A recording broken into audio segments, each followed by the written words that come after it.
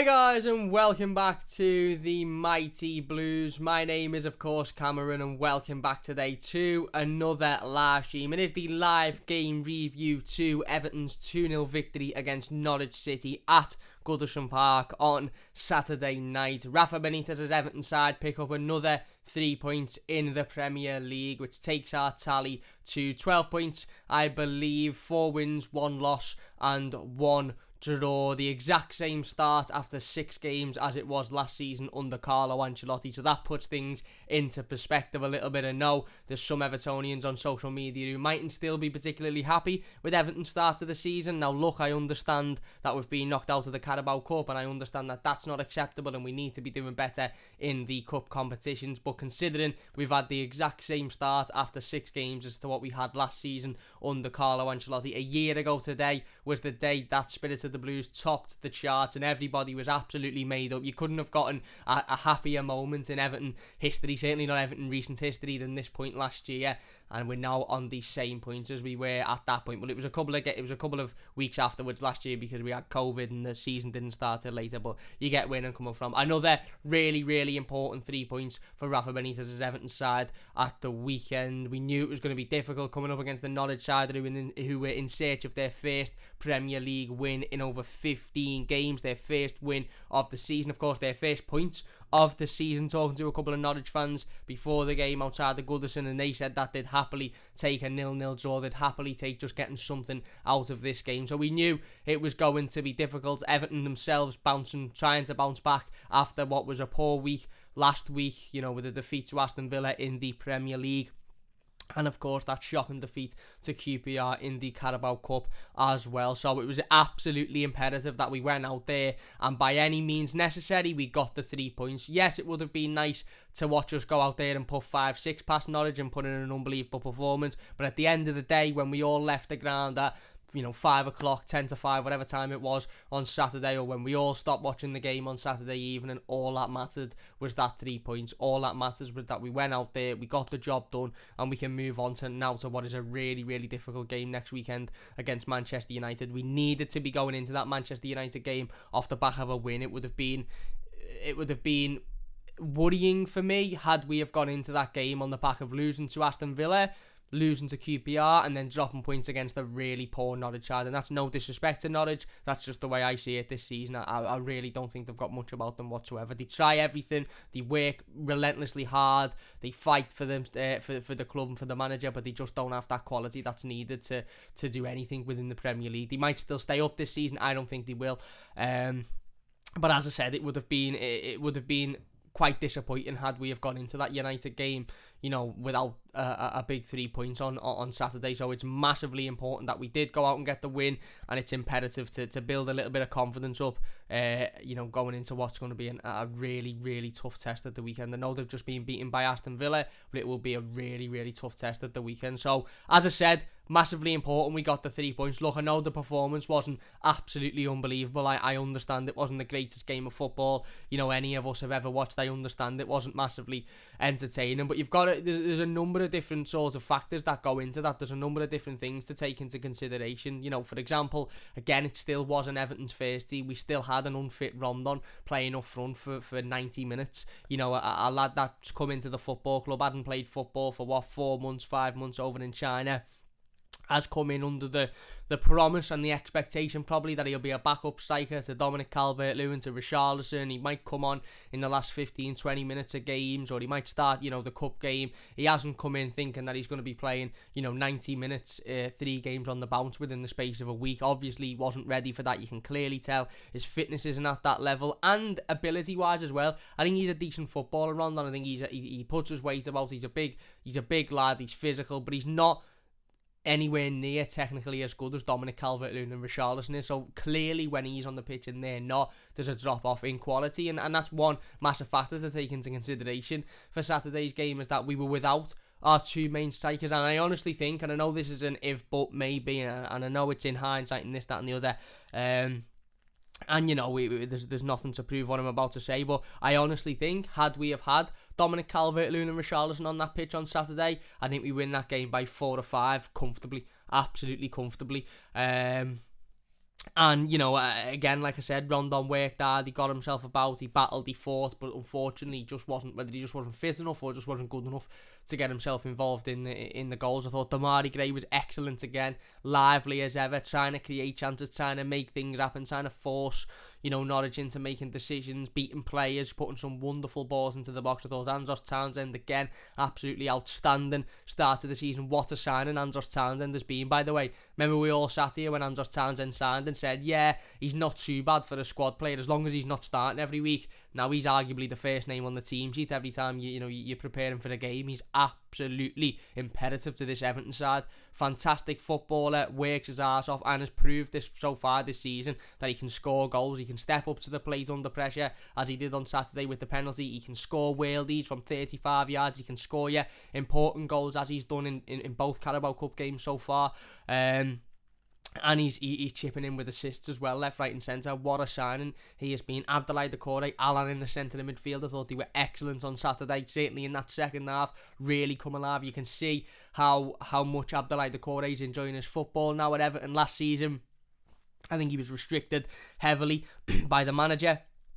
I think the manager sort of preferred him to do a lot more defensive work than maybe attacking work, and I think Carlo Ancelotti probably saw him as more of a defensive midfielder to sit next to Alan and leave the attacking stuff to Richarlison and Calvert-Lewin and James Rodriguez, etc. Whereas now under Rafa Benitez, he seems to have a lot more freedom, he seems to have a lot more leeway in regards to getting forward, breaking forward, and look at what it's done for him. Assists left, right and centre, 2 goals so far. I think he's got 4 assists so far as well this season in 5-6 games for a centre midfielder. Unbelievable start to the season, and like I said, it's all of these different things that you've got to take into consideration when you look at the win on Saturday. We were still without Seamus Coleman, we were still without our 2 main strikers, and at the end of the day, it's all about getting the 3 points, and that's exactly what we did. We went out there, we battled, we fought. It wasn't the prettiest game of football. I've seen some people on Twitter say, yeah, but it was an awful performance, though. Yeah, we won the game, but it was an awful performance. Listen, if we win every home game 2-0 this season and perform awfully, I'm happy with that, because it's all about what the scoreline is at the end of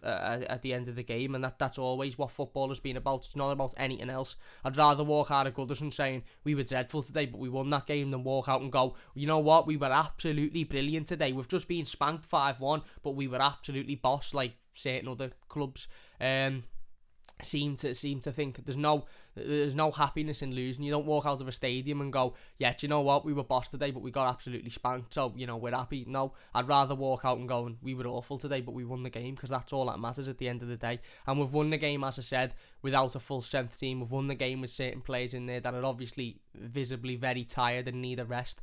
Players playing out of position, like Ben Godfrey playing at right back when he's a centre back and he's not 100% fit himself. So I actually think it was a really, really good 3 points. And as I said before, a much needed 3 points leading into what's a really difficult fixture next weekend. Let's get into it then. If you're watching live, by the way, please do get your live comments in, and we'll get involved with as many of them as possible. If you're enjoying, please hit that big thumbs up button. It does only take a second. If you're new to the channel, don't forget to subscribe as well. That would mean a massive amount to me. And if you're watching the YouTube video, leave your thoughts down below and we will get involved with as many of them as we possibly can. So obviously Rafa Benitez had some big decisions to make after Tuesday's defeat to QPR in the Carabao Cup. As expected, he brought back Yerry Mina, Alan and Abdoulaye Doucouré into the side. We had the conversation last week. For me, Yerry Mina is head and shoulders our best centre-back at the football club. He just is. Every player that plays next to Yerry Mina plays so much better when they're next to him than when they're with any other centre-back pairing. I don't think we've got a solid, consistent centre-back pairing that doesn't involve Yerry Mina. And as I said, whether you put Michael Keane, Ben Godfrey, Mason Holgate next to him, every single player seems to be a lot calmer, a lot more cool, making less mistakes, doing, the simple bits right, not making it difficult when they're next to Yerry Mina. And that is because of how good of a player and how big of a leader and a character Yerry Mina is on this Everton side. Wonderful defender. Showed it again on Saturday. Norwich didn't have an awful lot of the ball.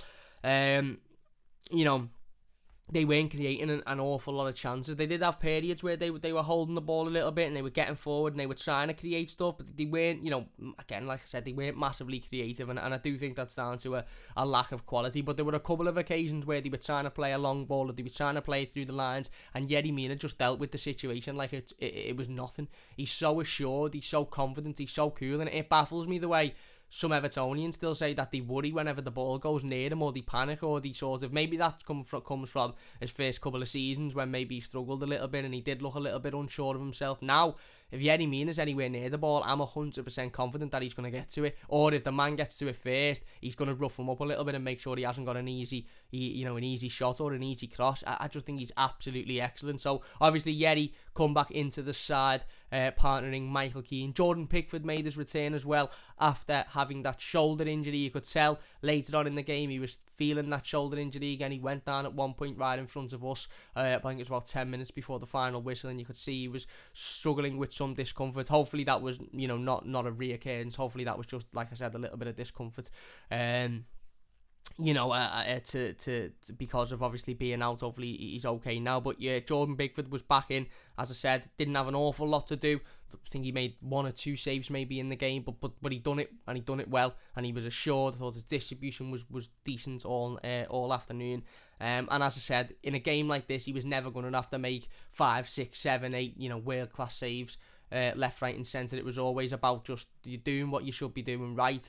Getting the simple bits right, and being assured, because Norwich were never going to come at us and have 45 opportunities. It was always going to be 1 or 2 chances they got, and we had to make sure we were ready for them, and I thought Jordan was. Luca Dean obviously starting again, did start against QPR of course, but went off with an injury, so there was fears that he wouldn't be fit. He was in the starting 11. Ben Godfrey playing at right back once again.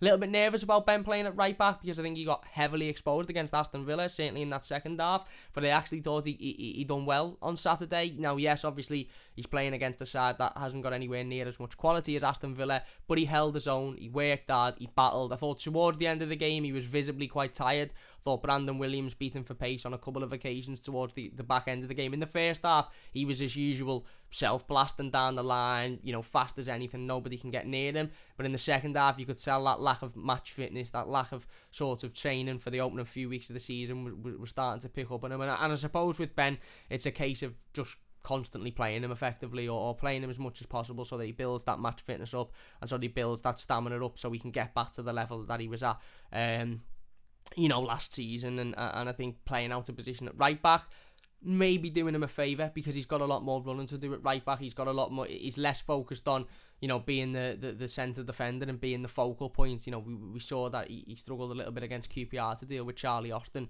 but he's less focused on that now. Well certainly he was on Saturday, because he was at right back. He's more focused on picking the ball up and bursting down that line and trying to create. I thought he played well. As I said, Rafa Benitez brought back Alan and Abdoulaye Doucouré to the start, and 11. Alex Iwobi played alongside them, and then you had a front three of Andros Townsend, Damari Gray and Solomon Rondon. An expected side, to be fair. Don't think there was any sort of players included in that starting 11 that anybody was really shocked about, or anybody was particularly worried about. We knew Solomon Rondon would start, because we knew Richarlison and Dominic Calvert-Lewin were still unfit. We knew that Andros Townsend and Damari Gray, of course, would start.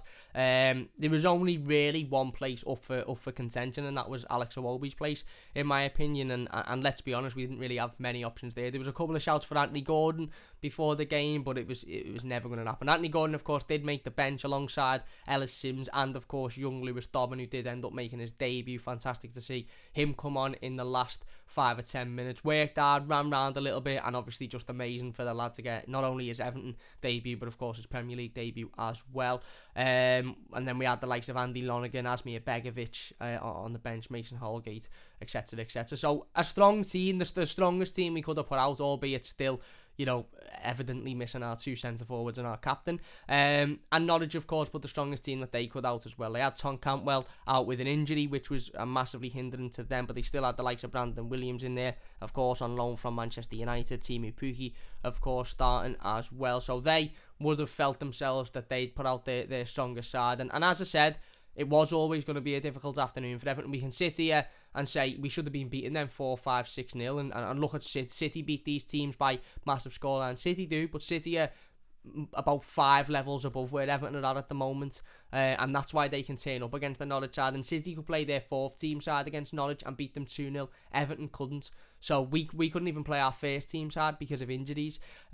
So we always knew it was going to be a struggle. We always knew it was going to be a battle.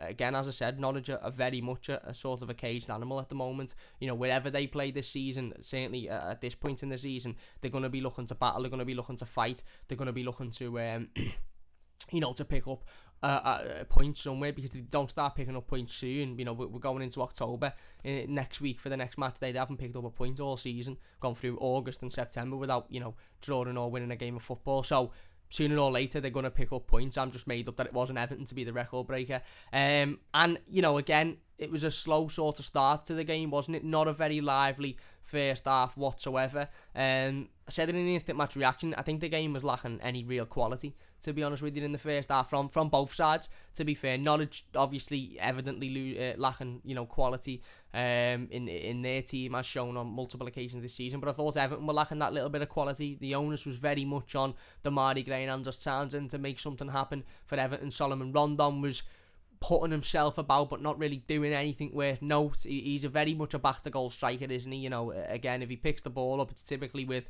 a defender or two behind him, and he's having to try and hold it up and give it off to other players. He actually made a really, really nice run for the second goal. I don't know if anybody noticed it. I was watching the highlights again before, and he actually makes a really, really clever run across the goalkeeper to open up the space for Abdoulaye Doucouré to move in and eventually obviously get a shot off and score the second.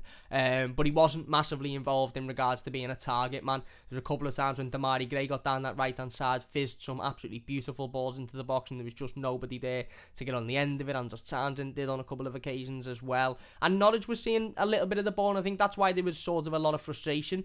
At 0-0 before obviously we got the opening goal, which we'll talk about in a second, there was a lot of frustration, it seemed, between Evertonians, certainly, and those that were sitting in and around me in the stand, because Norwich were picking up the ball. Norwich were having nice play, periods of possession. They were moving it forward, and yes, they had a distinct lack of quality and a distinct lack of movement up top. And as I said before, I think Yerry Mina and Michael Keane done really, really well to sort of I suppose keep their forward line at bay, and certainly Teemu Pukki. I thought Teemu Pukki had a really difficult afternoon against Yerry Mina, which was important because we know Pukki's a goal scorer. He can score goals. He's proved it before. He'll prove it again. He can get the ball out of his feet, and he can slot it into the back of the net. So, but they were seeing the ball. They were moving forward. I think Everton were giving the ball away far too easily. Again, losing possession. It was a typical sort of allowing a team back into a game through our own mistakes, really. Allowing a team to come onto us through our own mistakes. Allowing a team to create chances to get forward, to move the ball into their forward line, because we were making mistakes, because we were giving the ball away sloppily in midfield, because we weren't chasing it back, because we weren't winning it, because we weren't sort of moving forward the intensity that you would have liked to have hoped we would have been. And it was, as I said, it was a poor half of football. I don't think many people will disagree. It was a poor half of football from both sides. But we knew, as I said, it was always going to be difficult. We didn't have Dominic Calvert-Lewin. We didn't have Richarlison. We had an unfit Solomon Rondon, who was clearly absolutely shattered. And as I said, I think he's a decent striker. I think he'll score goals when he's fully fit. I think he'll hold the ball up. I think he'll be a good player to bring on in the last 15-20 minutes of games. Is he a good enough striker to lead the line for an Everton side that'll be searching for a European place come the end of the season? I'm unsure. So it was always going to be tough. As I said, Damari Gray, I thought, worked really, really hard in that first half. Thought he battled, thought he fought, thought he played some really nice balls into the box, got down the line, beat his man on a number of occasions. Of course, Max Aarons, who was heavily linked with a multi-million-pound move to Everton in the summer. Thought he had a really difficult afternoon trying to get, Mark Damari Gray. And he was the liveliest of Everton players, I think, on the pitch. Alan and Abdoulaye Doucouré, again, we're doing well. We're picking the ball up. We're moving it forward, but also on a couple of occasions we're giving it away sloppily. As I said, the defence weren't really troubled. Ben Godfrey was getting down that right-hand side on a number of occasions and trying to create, as was Luca Dean down the left, but nothing was really working for us. As I said, Rondon wasn't really making those runs that Dominic Calvert-Lewin and Richarlison would make, therefore to give the option to Damari Gray or Townsend, or Andros Townsend. Both wingers were working really hard, but nothing was really coming to fruition. And then, of course, we got the penalty just before half-time. Alan makes a really, really nice 1-2 run into the box. To be fair, I would have liked Alan to have had the shot, to be honest, because I really want Alan to score. I think he's a brilliant player. I thought he was excellent again, certainly in that second half at the weekend. Fought, battled, worked. There was a point where Max Aarons was belting it down that right-hand side, and this is, let's not forget, this is a right-back who, again, ourselves were quoted, 30-odd, 40-odd million pound. For he was linked with Bayern Munich in the summer, and he was belting it down that right hand side in the second half, and Alan just continued his run, kept up with him, won the ball back, and allowed us on the counter attack. And sort you could see him visibly saying, "Go on, move forward." He's such a leader. He's such an important player to this Everton side. But Alan, nice little 1-2, gets himself into the box, and the Norwich defender, I can't remember who it was, I think it was Ozan Kabak, gives away what could arguably go down at the end of the season as the most blatant penalty you will see all season. And yet David Coote, the referee, seems to just wave it away. Seems like he isn't interested, despite the fact that Alan is clearly showing the referee is the stud marks that appear on his thigh, which shows that the tackle is extremely high, despite the fact that you could blatantly see from where I was sitting, and I was sitting an awful lot further back than where David Coote was standing, and that it was a clear penalty. He got nowhere near the ball, and he made contact with Alan's thigh, as I said, and Alan goes over. It's a penalty all day long, absolutely all day long, no doubt about it. And the referee doesn't give it. In fact, we were that confident it was a penalty that before it was even announced that it had gone to VAR, we knew it was going to go to VAR anyway, because all of those situations go to VAR, but before it was even announced that it was going to VAR, Andros Townsend had gone over and picked the ball up and kept hold of it as if to say, I know this is getting given and I'm taking the penalty. That's how confident those Everton players were on the pitch that was going to be given, and I was as well, to be fair. And again, we can slate VAR left, right and centre, and I'm sure there'll come a time where we're sitting here doing a game review where we're having a go at VAR, where we're calling it for everything, and I'm sure there'll be a time where we're sitting here saying it's the best thing in the world. But it's occasions like this where you look at it and it sort of takes that bit of anger out of it. For me, it takes that bit of frustration out of the game, because you're looking at a situation like this and you know it's a penalty. You know that it's a blatant mistake by the referee and it's going to get given. So there's not, again, the referee is getting a bit of stick left, right and centre for not seeing it. Of course he is, but you sort of know, right, okay, it'll get given clearly, because like I said, it was one of the most blatant penalties you'll ever see in a game of football. It was how he didn't see it first time is clear, and then how VAR didn't give it clearly and asked the referee to go over and check the monitor is beyond me, because it is a blatant mistake. But anyway, it gets given, clear penalty, as I said. Don't think any of the Norwich players were complaining. Don't think Ozan Kabak, who made the challenge, was complaining, to be fair. I think he knew it was a penalty. Gets given finally after a couple of minutes. Tim Krul's over in Andros Townsend's ear, murmuring something. Andros Townsend, being around the game an awful long time, top professional, top fella, knows, of course, what goalkeepers are going to say to him, doesn't need to be told how to deal with those types of situations. Picks the ball up, calmly puts it down, steps up and slots it in for 1-0 to Everton. A really, really well taken penalty. Really confident. I like that confidence in Andros Townsend. I like the fact that before the penalty was even given, he went over, he picked the ball up and he said, you know what, I know A, this is getting given, and I know B, that I'm taking it and I'm putting it in the back of the net. I like the fact that all the talking from Tim Krul and this, that and the other didn't put him off. He didn't listen to him. He just simply said, doesn't matter what you say to me, mate, because this is going in the back of the net and you're going to look like an idiot in about 2 minutes time. And that's exactly what he did. He made Tim Krul look like an absolute idiot. As I said, slots the ball in the back of the net, Everton are 1-0 up, and all of a sudden we've got that lead now. And I sort of felt after that, once it went 1-0, that, we could see the game open up a little bit more then, because Norwich obviously have got to come out then, they've got to try and fight to get back in the game. As I said, it wouldn't have surprised me if Daniel Farke's side would have sort of settled for a point before the game. They probably would have settled for a point. But once it goes 1-0, again, you're thinking, right, the game's going to open up a little bit here. They're going to have to come out. They're going to have to try and get back into the game. And hopefully that gives us room to exploit them defensively on the counter-attack, etc. And as I said, had we have had Dominic Calvert-Lewin, had we have had Richarlison, I think we might have, again, like I said, I feel that that second half would have been a lot more open. I feel like we'd have taken a lot, more advantage than we did to Norwich City having to come out and sort of get at us a little bit. We didn't end up, we got a second goal in the second half, which we'll talk about in a moment, but it was that lead that was massively imperative, because that calmed everybody down. I feel there was an error at Goodison before the penalty that was, well, for me anyway, I felt it was a little bit like, is it going to be another one of those days here where we come up against an awful side, we just don't bring enough ourselves, and it ends up being 0-0, and you look back at it at the end of the season and go, do you know what?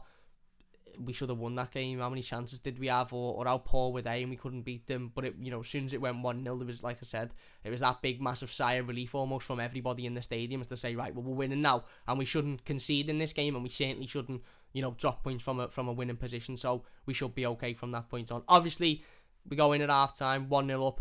Really important goal by Andros Townsend. Blatant penalty, as I said. And you're thinking, right, go out in the second half now. They're going to come out. They're going to open up. And, let's hit them on the counter-attack. Let's open the floodgates a little bit and hopefully go and get another, 1, 2, maybe even 3. But yeah, really, really, really, really important first half. Not the greatest in regards to quality, but we went in with the 1-0 win, with the 1-0 lead, and that was all that mattered at that point. If you're enjoying, by the way, please hit that like button. Does only take a second if you're new. Don't forget to subscribe as well. Really, really do appreciate all of the support recently. It means a massive, massive, massive amount to me. If you're new to the channel as well, as I said, if you could share the streams, the videos, that would mean a great deal to me. Let's get into the live comments then, before we move on to discussing the second half. Andy says, alright Cam mate, alright Andy, hope you're doing well my mate. Pardon me. Basic 6 says, afternoon. John Jones says, no Everton players appealed for the penalty. Imagine Man United or Liverpool. It was like cricket, you need to get in the face of the referee. The ref's face to influence the decision. I think they probably weren't in his face because they knew it was going to get given. As I said, I've watched it back again a couple of times, and it is the clearest penalty you will see in a long, long time. How the referee doesn't give it initially is a highlight of how bad the level of refereeing is in the Premier League. Considering the Premier League is the best league in the world, with the best teams in the world and the best players in the world, the officials in the league have got to be among some of the worst on the planet. How he doesn't give it is beyond me personally, but I think the players knew that VAR would check it, and I think they knew that once VAR checked it, it would be impossible for them to not give it. It would be impossible for them to wave that away as not a foul, because it was clear as day. Semi says, hi Cam, hi Semi, hope you're doing well my mate. Also says, greetings fellow Blues is right. John Jones says, hi Blue Boys, what's happening? Jason says, hi Cam and everybody. Hi Jason. Semi says, Jason. PMP says, leaves us all a bit more optimistic going into the next match now. I back us for a draw against Man United. But as I said at the start of this team, mate, it's mad because I've seen a couple of people on Twitter sort of rating Rafa Benitez a star to the league, and to the season and stuff. And so a lot of people saying, oh, I'd rate it a 5, I'd rate it a 6, I'd rate it a 6.5. And listen, I understand that we've been knocked out of the Carabao Cup, and I get that that's a massive thing for a lot of fans. It's a massive thing for me. I'm 23 years old next month, and I've never seen Everton win a trophy. So I refuse to sit here and go, yeah, we got knocked out the Carabao Cup, but it doesn't matter. It absolutely does matter. Absolutely does matter. We should have been winning that game last Tuesday. There was no excuse to not win it. We had a more than good enough side to go out and win the game. And the squad players that come into the team that were supposed to come in and show that they're good enough to challenge for a place in the Premier League side, showed that they're good enough to be in and around the squad. They failed to show that. They let us down. They let themselves down. They let the team down. And like I said, more importantly, they let us down as fans. So I'm not sitting here saying, oh, it's all right that we got knocked out of the Carabao Cup, because it's not. We should never have been knocked out. We should have won that game comfortably. No disrespect to QPR, but we should have won that game comfortably, and we didn't. And it's another year where it's become increasingly harder to go and win a trophy. There's only 3 trophies available at the start of the season, and the league title's one of them, and we're nowhere near winning that. So that leaves only 2, the FA Cup and the Carabao Cup. Now I know we haven't had any luck in the League Cup, or the Carabao Cup, or the Carling Cup, or the Milk Cup, or the John Littlewoods Cup, or whatever it was called back in the day. I know that we haven't had a good history with that trophy at all. We've had a better history with the FA Cup, and I understand as well that Manchester City seem to win the League Cup every single year now. I think they've won it the last 4 years on the bounce, 5 years on the bounce, something like that. However, I can't help but feel like the League Cup is still easier to win than the FA Cup is, and even if it's not, it's nice to get to Christmas, it's nice to get to New Year and still be in both of those competitions. Last year we got to the quarter final of both, and we ended up drawing the 2 Manchester sides, which is no other side would get that draw. And I get that you could say, well, it doesn't matter, you can go out in the second round or you can go out in the final. It's the same thing. You don't win the cup, you just go out early. I get all of that, but to be down to only 1 possible trophy to win now is disappointing, and I get it, and I get why that would knock points off your score if you were marking our start of the season so far. But if you're looking at Premier League form, after 6 games under Carlo Ancelotti last season, we'd won 4, drawn 1, lost 1. Yes, we won 4 on the bounce before the international break. We come back, we played Liverpool, we drew with Liverpool at Goodison, and then obviously we lost to Southampton the week after. After 6 games so far this season, again, timings and obviously months are a little bit screwed because of the season starting later last season, but this season after 6 games, won 4, drawn 1, lost 1. Now you might say, yeah, but last season we'd played Liverpool and Tottenham within those 6 games. That's fine. Tottenham are awful, absolutely awful. He proved it yesterday. They made a bang average Arsenal side look like prime Barcelona. Tottenham are dross. We'll beat Tottenham this season, in my opinion, or especially with a full strength side. Tottenham are poor, so take Tottenham out of it. Okay, the Merseyside derby, we've had one more difficult game this season than we had last season. And yes, we're winning games we should be winning. I understand that. And yes, we're not particularly performing brilliantly. But the second half against Burnley, we were amazing for that. We scored 4 goals in 9 minutes. One of them was disallowed marginally. Again, the second half, the against Norwich, we were a lot better. We won that game comfortably. Second half against Southampton, we were brilliant.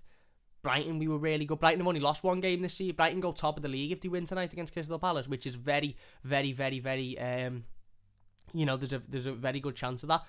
They've only lost 1 game this season, and it was to Everton at home.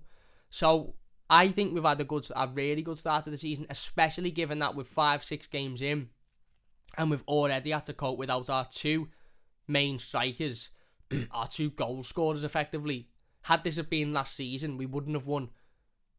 We wouldn't have managed as well at this point last season with Dominic Calvert-Lewin and Richarlison out. Of course we wouldn't, because we didn't have Andros Townsend and Damari Gray scoring every week. So we've had to cope without our 2 main strikers and our captain, as well as our number 1 goalkeeper for 2 of those games. And Ben Godfrey was obviously out at the start of the season, etc., etc. So yes, you could say, but we've played easier sides, or we haven't played as well. But we also didn't have a big injury until the Merseyside derby when Seamus Coleman went off, which was the 5th game into the season last season. And that was only 1 injury, and then obviously we went on. Luca Dean got injured in November, I think. We're in September still, and we've had 4 big injuries to the side already. So I personally think we're doing really well. Yes, the Carabao Cup defeat is disappointing and not acceptable, but I think in regards to the start of the season, I think we've had a good start personally. John says, Alex, it is not true. There is not a sniper in the upper ladders who shoots you when you go into the penalty box. Back yourself, lad. Follow Gray's lead. Sol says, every time I see Mina starting, I get a slight spark of optimism. Such a good defender. I need to get him tied up to a new contract. Yeah, he is. He's our best defender. For me, he's absolutely unbelievable. He showed that again at the weekend, didn't he? Semi says Norwich will be in a desperate fight to stay up. I don't think they will stay up personally. Again, no disrespect to Norwich. I just don't think they've got anywhere near enough quality to stay up.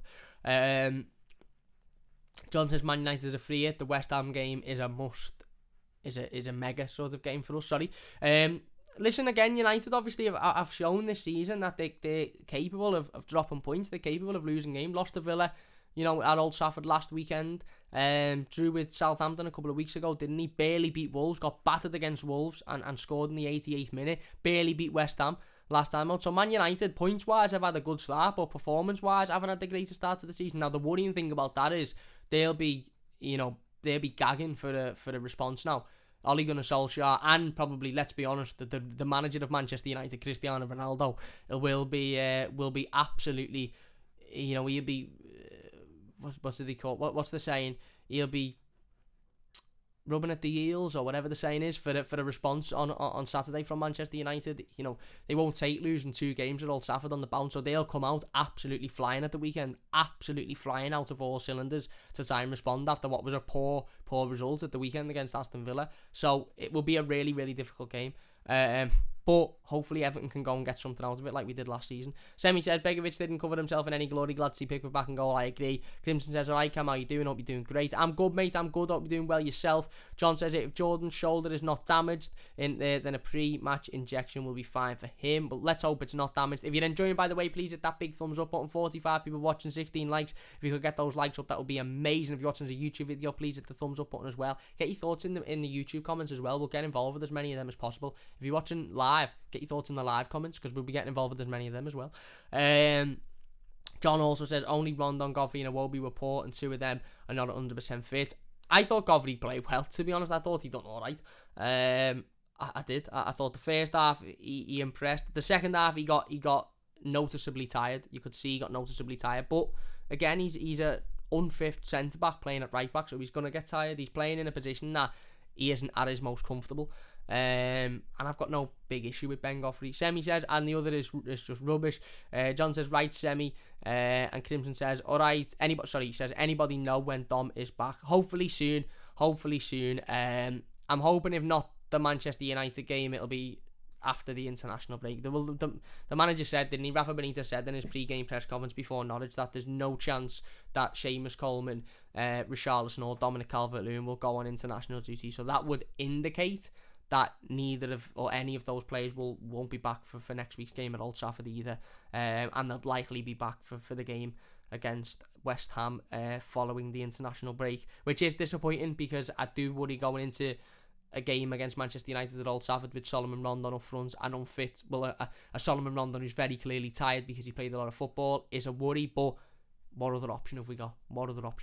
Anyway, let's get into the second half then. We will be getting back in the live comments very shortly, so get your comments in if you are watching live so we can get involved with all of them. As I said, we go in at half time, 1-0 up, and you're thinking, right, okay, let's hope we can come out now, floodgates open a little bit, and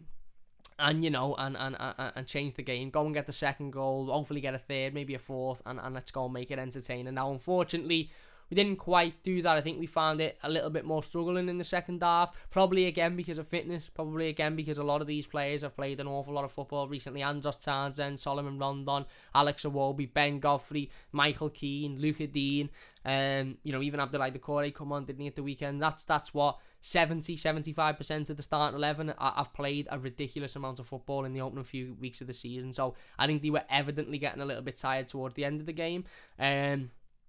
But again, it was a slow start to the second half. I think Everton was seeing a lot more of the ball. I think Everton had cut out silly mistakes, giving the ball away stupidly. I thought Abdoulaye Doucouré and Alan were absolutely faultless in that second half. I really, really did. I don't think either of them put a foot wrong. As I said, Abdoulaye Doucouré really, really benefiting from being able to get forward a lot more, being able to express himself in the attacking areas. Alan was outstanding, absolutely outstanding. Not only did he win the penalty in the first half, but he was battling, he was fighting, he was winning every ball back, he was making it difficult for Norwich's midfield. And Norwich had the odd chance, they had the odd opportunity, of course. They had a shot from range which Jordan Pickford tipped over the bar. They had a couple of corners which Everton dealt with well as well. And they missed a sitter in the early stages of the second half. They missed an absolute sitter header which just completely missed the I can't remember who it was. I think it was one of the centre halves. Completely missed them and went out.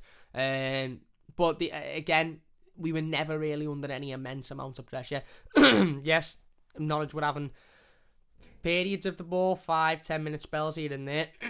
Pardon me. But Everton were never under any real pressure. And you'd always, pardon me, you always knew that Everton would sort of go out and as I said, get the second goal. For me, it was a matter of sort of when and not if, and,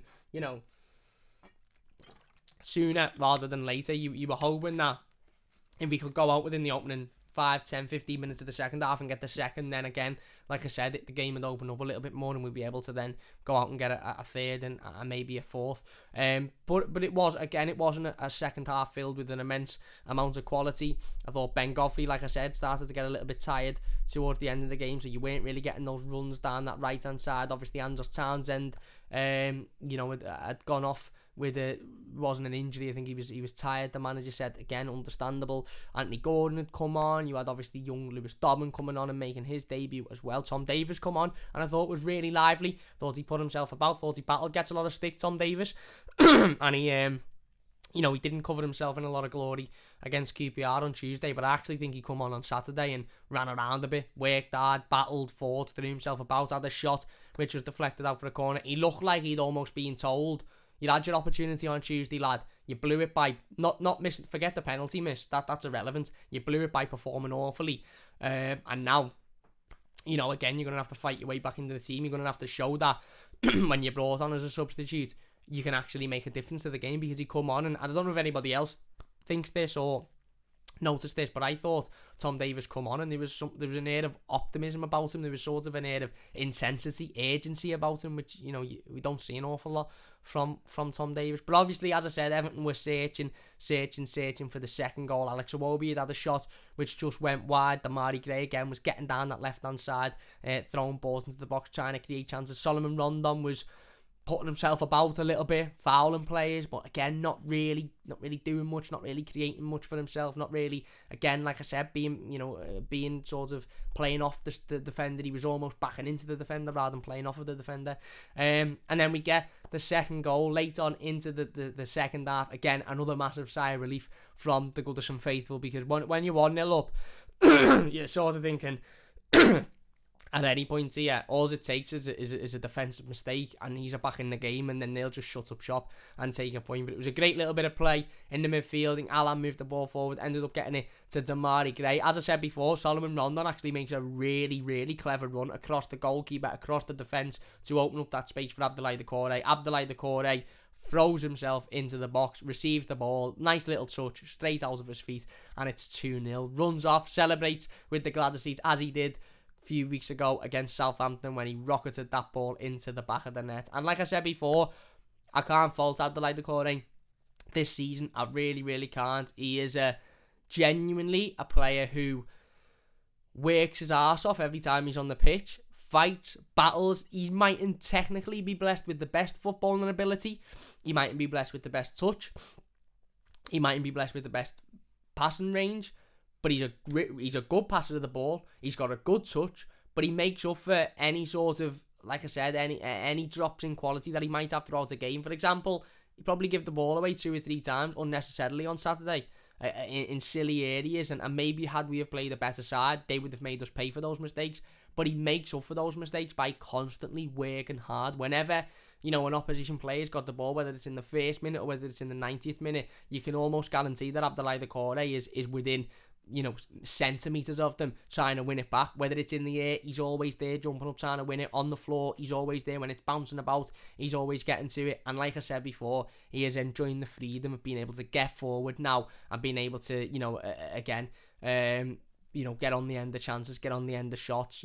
Again, really, really nice pass against Burnley a couple of weeks ago for Damari Gray's goal. He's getting assists, he's scoring goals, and that's what is vitally important. I can't express how important it is that, for this Everton side to find goals in other areas, because we were always going to come to a situation where we were without either one of Dominic Calvert-Lewin or Richarlison, or both, and that's the situation we find ourselves in now. And I remember a couple of weeks ago when we found out that Richarlison, or last week when we found out that Richarlison had picked up an injury in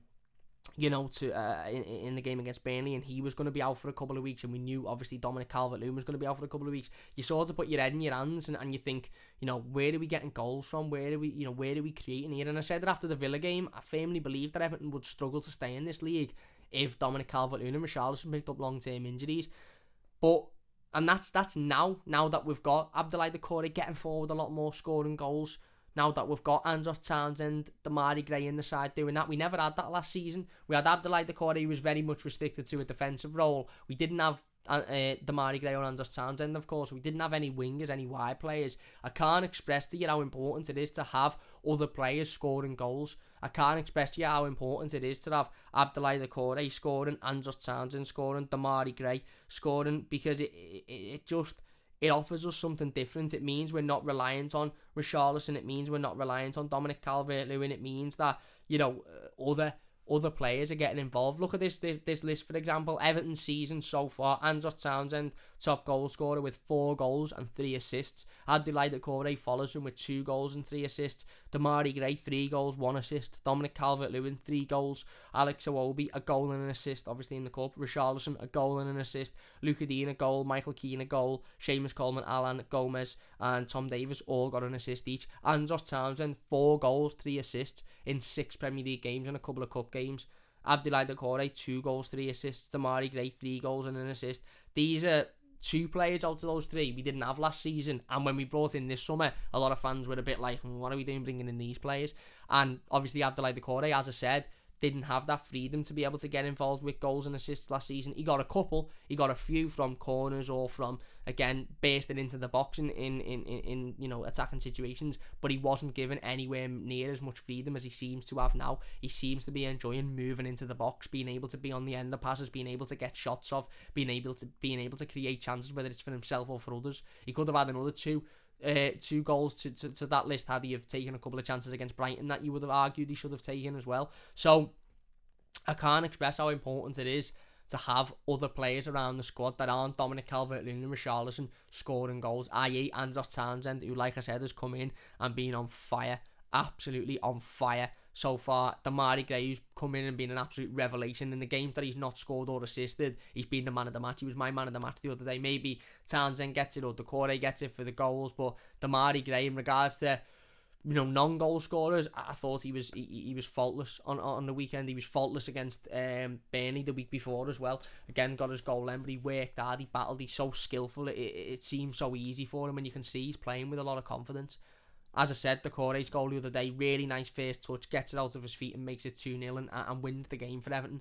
Whenever you're 1-0 up, as I said, there's always that worry that at any point that game could change through a silly mistake or through a bit of, quality from the opposition team, but we ensured that didn't happen with that second goal, and it was another really nice finish by Abdoulaye Decore. So I'm happy that, again, we're seeing more goal scorers, we're seeing different players involved in goals and assists and creating chances, because that's exactly what we've needed.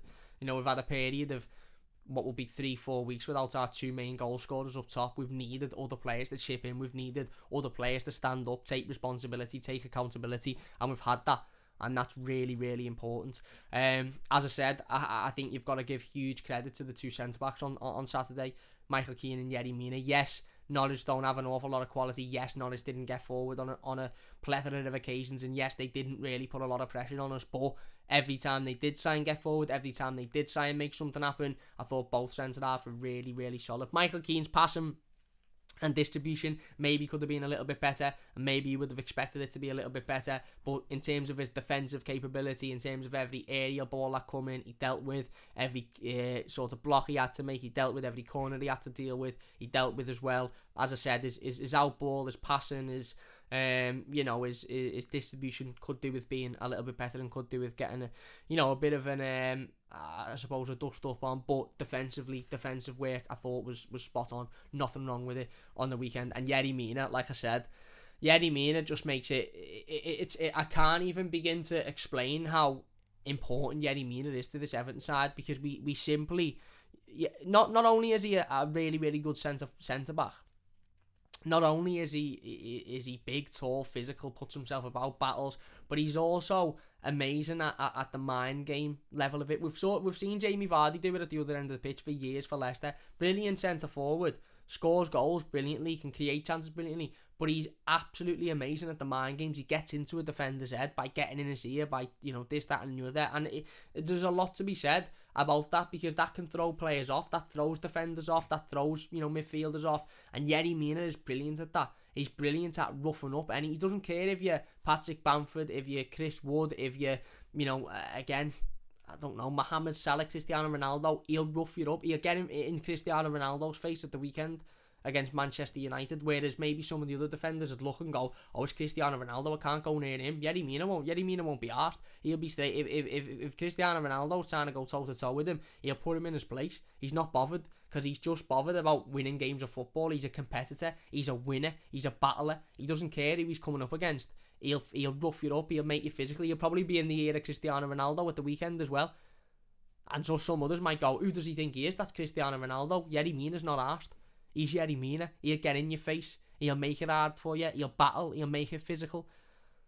And it's so important to have a centre-back like that, because he's so vital to this Everton side. And like I said, he didn't have an awful lot to do with the weekend. He didn't. He had a relatively easy afternoon. But there was a couple of times, 2 or 3 times, where I was sitting in the park end in front of it, and there was 2 or 3 times when the ball just maybe just broke through the midfield, and there was maybe a sniff of a chance for Timu Pukki, and Yerry Mina just dealt with it brilliantly. And it went from what could have been immediate danger for Everton to just absolutely nothing within a second, because of how good of a defender Yerry Mina is. So yeah, As I said, we get the second goal. Abdoulaye Doucouré buries it for 2-0. It's game, set and match. As I said before, young Lewis Dobbin comes in to make his Premier League debut. Absolutely brilliant to see. Obviously, Anthony Gordon's come on at this point as well. You know, Tom Davies has come on and I thought he worked really hard. So we see the game out. Ends up being a 2-goal advantage. Yes, you would have wanted more. We may have wanted more, sorry. It would have been brilliant to be sitting here talking about a 5, 6, 7-0 win.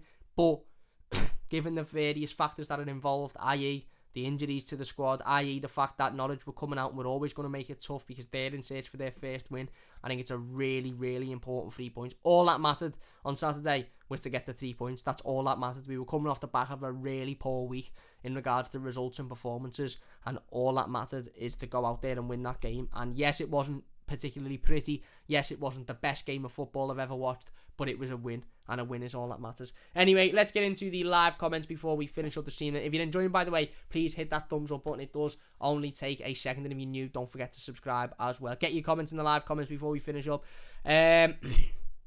Stephen says, good 3 points. Last season, we will be losing these games. Pre-MP says, after the international break, hopefully, mate. Yeah. John says, Rafa needs to decide on his settle back four, then we can concede less than 7. Seven is too many so far. Well, I think a settle back four when everybody's fit would be Luca Dean. I think it would probably be Ben Godfrey, Yerry Mina, and Seamus Coleman. At the moment, it's Luca Dean, Ben Godfrey, Michael Keane, and Yerry Mina, and Ben Godfrey obviously playing at right back because obviously Seamus Coleman's injured. You can't settle on a back four if your captain and your starting right back is out injured. I think the settled back four is as it was the other day until Seamus Coleman returns. Semi agrees with what I've just said. Stephen says, Saturday if Gomez is fit, play a 3-man midfield, make it hard for United, then hopefully catch them on the break and get the points. Interesting. John Jones says, Aaron is not a £30 million player, he is a reliable little tank. He looked alright. He's quick. He got about the pitch. He got down that right hand side on a couple of times. Is he worth 30 million? I don't think so, but he looked decent.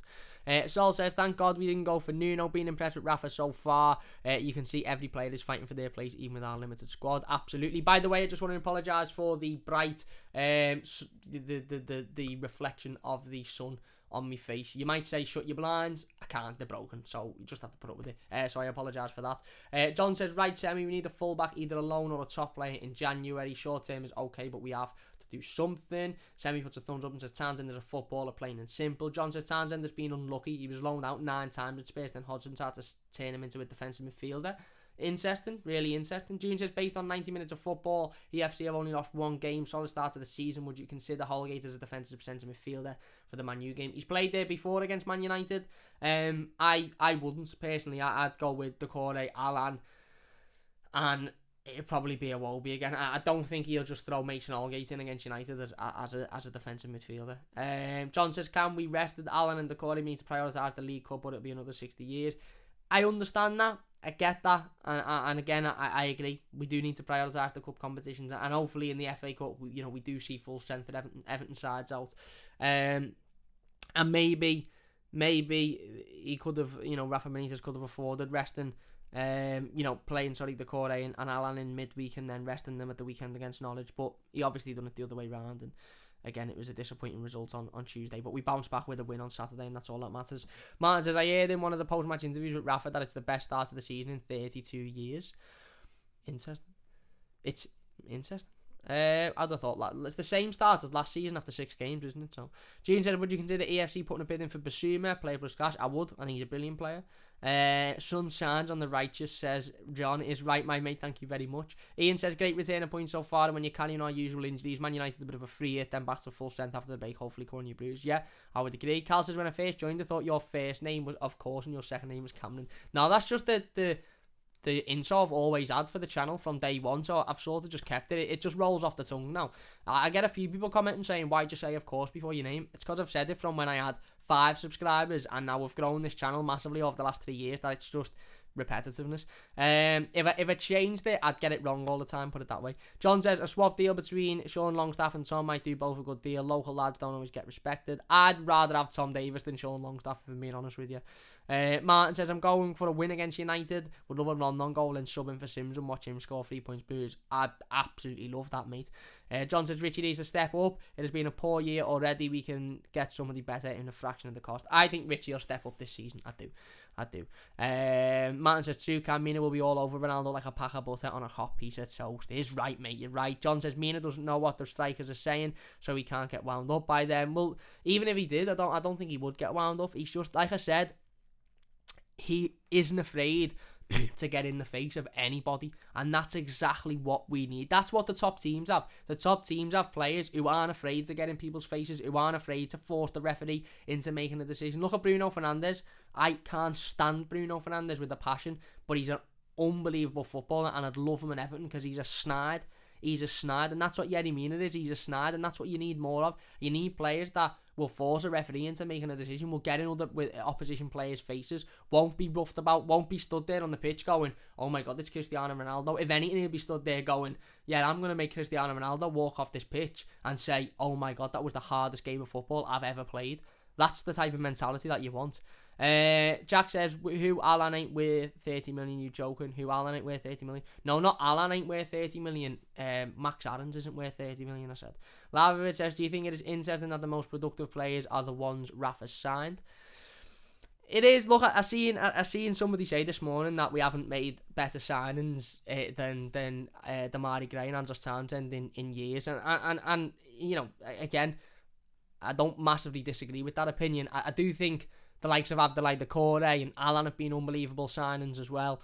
Obviously, Richarlison has been an unbelievable signing. So I get where people are coming from. Certainly for the value for money, Andros Townsend and Damari Gray have been unbelievable so far. And let's hope they can keep it up. We are only 6 games in, so let's hope they can keep it up. And John says, yes, Cam, acting skills is right. Anyway, look, we're going to finish it up there. Then if you have enjoyed this one, please do hit that big thumbs up button. Massive thanks to everybody for watching in the live comments and getting involved. I really do appreciate it. If you're watching it as a YouTube video, leave your thoughts in the comment section down below, and we will be getting involved with as many of them as we possibly can as well. Not the prettiest performance, not the greatest performance, but it doesn't matter. We got the 3 points, and that is all that matters. An imperative win going into a really difficult game next week.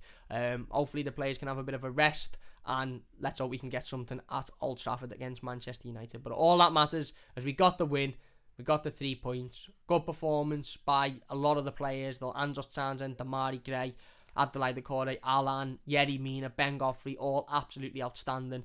And you know, that's all. We got the win, and that's all that matters, isn't it? Big thanks for watching. If you're watching this YouTube video, leave your thoughts in the YouTube comments. Let us know your thoughts on everything that we have discussed. We'll be back tomorrow morning discussing more, so don't forget to get involved then as well. John says none of these signings were from brands. Well, Ben Godfrey was brands. I think Doucouré was very much brands. Yes, okay, maybe Gray, maybe Townsend, maybe Richarlison were managers at the time, Alan as well, but I think a few of them we have to give credit to Marcel Brands for. But there you go.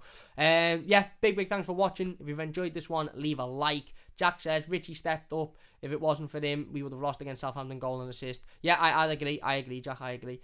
Cheers, says John. Semi says take care, Cam, take care, everyone. Thank you, my mate. And Semi says cheers up the F and Toffees. And Ian says come on, you Blues. Is right. Big thanks for watching. Leave a like if you've enjoyed, subscribe if you're new, and we'll see you soon on the Mighty Blues.